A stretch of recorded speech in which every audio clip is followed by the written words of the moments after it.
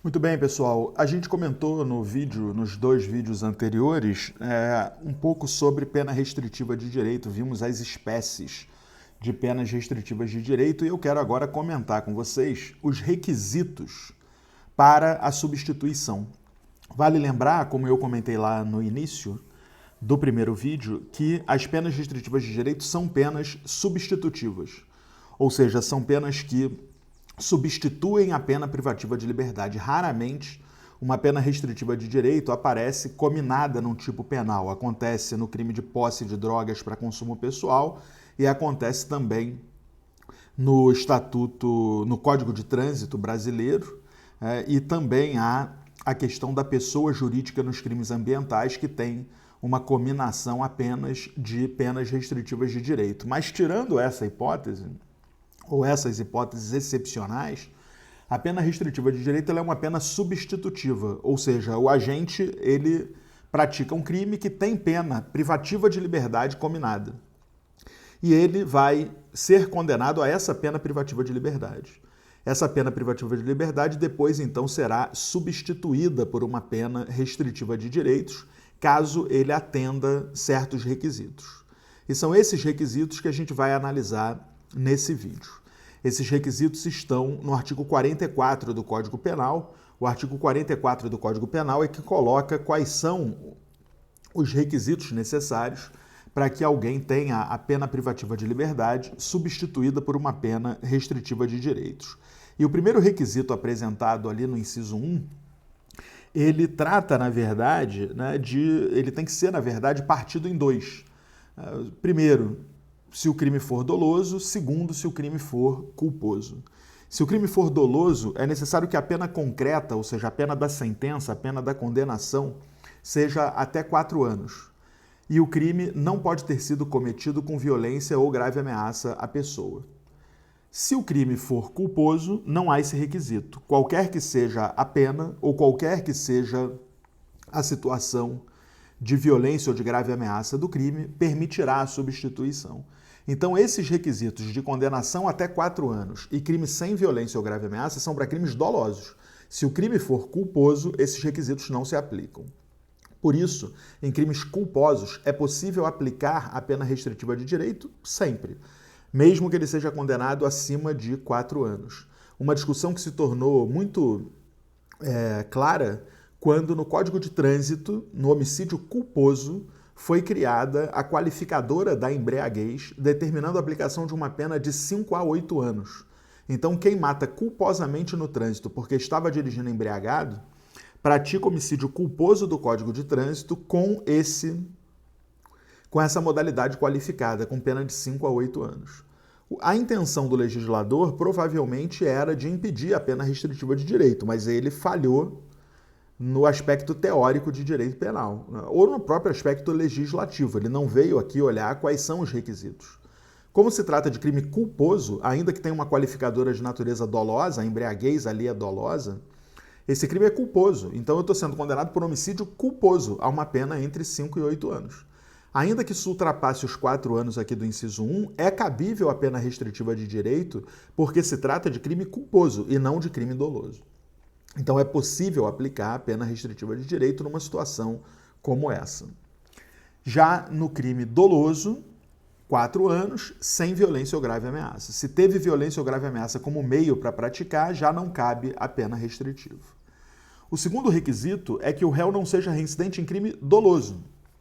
O que significa ser reincidente em crime doloso? Significa que tanto o primeiro crime quanto o segundo crime, nessa cadeia de reincidência, tanto o primeiro crime praticado por ele lá no passado, pelo qual ele já foi condenado com pena transitada em julgado, que talvez já tenha até cumprido a pena toda, quanto o crime atual, o crime que tem agora a condenação com análise da substituição, são dolosos. Tanto o primeiro crime quanto o segundo crime, dolosos. Ele é reincidente em crime doloso. Não precisa ser o mesmo crime. Pode ser um furto e uma lesão dolosa. Pode ser, lá no passado, a lesão dolosa, agora aqui um furto. Foi condenado a menos do que 4 anos, não tem violência ou grave ameaça no furto, mas ele é reincidente doloso.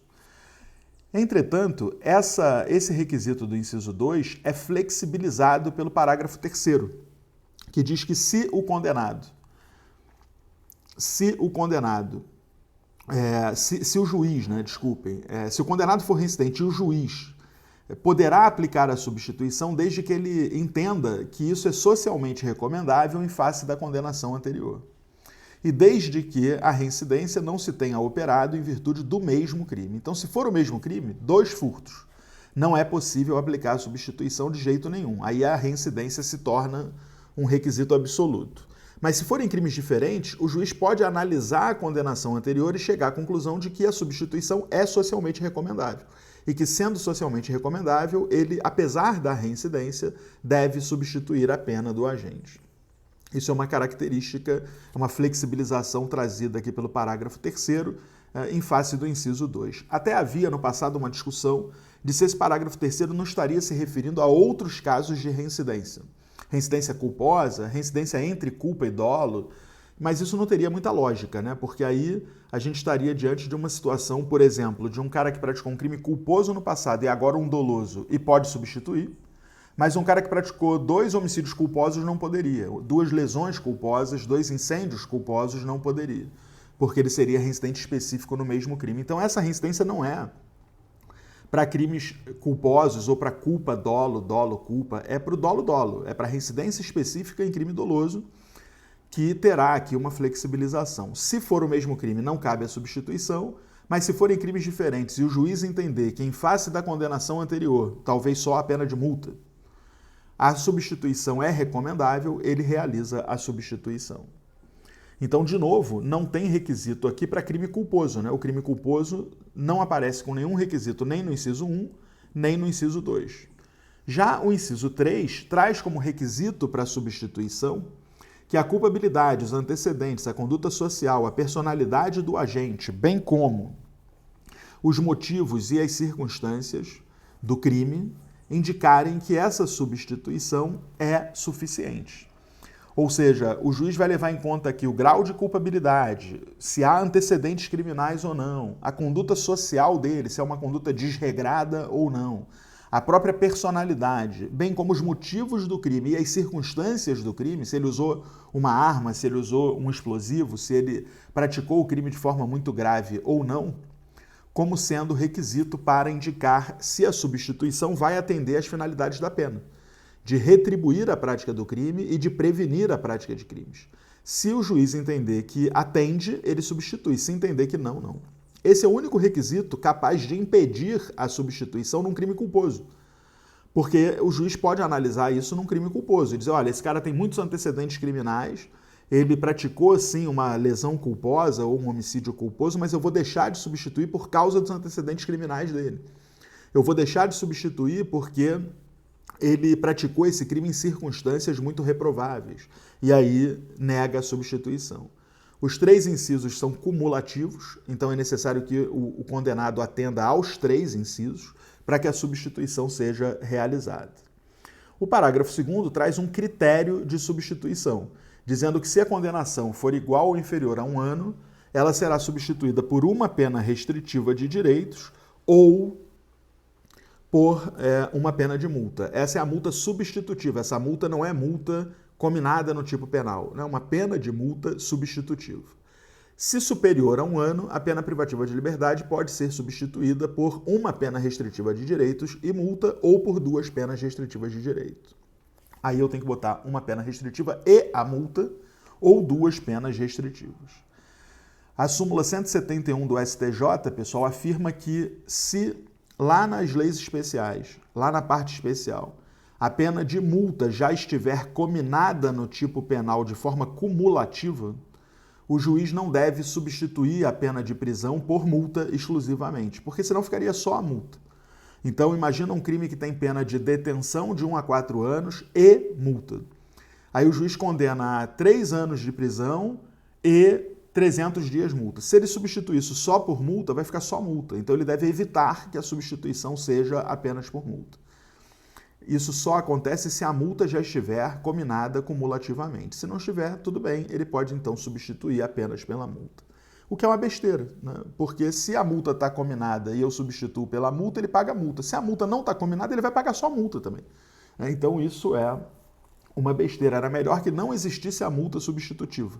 Era melhor que só existisse multa cominada e que aqui a substituição fosse só pelas penas restritivas de direito clássicas. Até porque isso gera um outro problema. A gente vai ver aqui no parágrafo 4º que se o condenado descumpre a pena restritiva, ela é convertida em prisão. Então, se ele descumpre a pena restritiva, essa pena restritiva será convertida em prisão. Ele será preso, cumprirá a pena privativa de liberdade de volta. Claro que se é uma pena restritiva que tem duração no tempo, como limitação de fim de semana, serviço comunitário, a gente viu que o artigo 55 determina que ela dure o mesmo tempo da pena substituída. Então é claro que se ele já cumpriu 6 meses de serviço comunitário e faltava 1 ano, ele vai ter a pena convertida e terá 1 ano só de prisão e não o total da pena. Beleza. E aí aqui surge a seguinte dúvida: se o juiz, ao invés de substituir por uma PRD, substitui só pela multa. Imagina que o condenado foi condenado a 8 meses de prisão e o juiz substituiu apenas pela multa. Caso ele não pague a multa, como é que fica a situação dele? Será que pode ser convertido em prisão ou será que por ser dívida de valor não pode? Isso é uma divergência doutrinária. Mas prevalece a posição de que é possível converter em prisão, porque não se trata de dívida de valor, se trata de um benefício penal. Ele foi condenado à pena privativa de liberdade. E sendo condenado à pena privativa de liberdade, essa pena de multa é uma pena substitutiva, é um benefício. E qual é a consequência dele descumprir o benefício? Ele perde o benefício. Se a consequência do descumprimento do benefício penal que foi dado a ele é a perda do benefício, não há nenhum problema que essa multa não paga gere a conversão em prisão. Porque, na verdade, eu não estou prendendo por causa do não pagamento da multa, eu estou prendendo porque ele perdeu o benefício substitutivo que ele tinha obtido por força do artigo 44. Então, em qualquer hipótese, a pena restritiva vai ser convertida em prisão e a multa substitutiva também. E ele irá cumprir o tempo de prisão que falta. No caso da multa, inteira, né? Porque ele provavelmente não pagou nada, então ele terá a pena inteira para cumprir. Se for uma pena que traz uma restrição temporária, desconta o tempo que ele já cumpriu. Mas sempre respeitando um saldo mínimo, termina ali o parágrafo 4º dizendo isso, de 30 dias de detenção ou de reclusão. Eu particularmente acho que esse final aqui viola a Constituição. Me parece que não poderia o legislador, faltando, por exemplo, 6 dias de pena, fazer com que esses 6 dias se multipliquem para 30, porque ele estaria aplicando uma pena sem um crime. Ele estaria aplicando uma pena sem uma condenação criminal. A pena do crime ele já cumpriu, ele cumpriu e faltam 6 dias. Então, se faltam 6 dias, ele deveria ficar preso por 6 dias. Quando eu faço esses 6 dias virarem 30, eu estou, de certa forma, ressuscitando uma pena que já foi cumprida por ele. Diferente daquela discussão quanto à remissão, né? Uma discussão que também existe lá na perda da remissão. Quando o preso que está ganhando remissão pratica uma falta grave e perde a remissão, como é que fica a situação dele? É uma discussão diferente. Lá na perda da remissão, ele tinha um benefício que ele vai perder. Aqui não. Aqui ele cumpriu a pena, na forma de pena restritiva de direito. Então é pena cumprida, é pena extinta. Lá não, lá é um benefício que está reduzindo a pena dele e que ele vai perder uma parte dessa redução. Então acho que são pontos diferentes. Só para finalizar, lembrar que havendo uma nova condenação desse mesmo condenado, o juiz deve analisar se é possível ele continuar cumprindo a pena restritiva ou se a pena restritiva terá que ser convertida em prisão. Se for possível continuar, ele continua. E lembrem-se que a vedação à pena restritiva contida na Lei de Drogas, que diz que não poderia ser substituída a pena do tráfico de maquinário, lá no artigo 44 e no artigo 33, parágrafo 4º, foram consideradas inconstitucionais e que, portanto, é possível, sim, no tráfico de drogas, aplicar pena restritiva de direito, tanto no tráfico privilegiado quanto nos crimes abrangidos pelo artigo 44 da Lei de Drogas. Ok? Valeu, pessoal!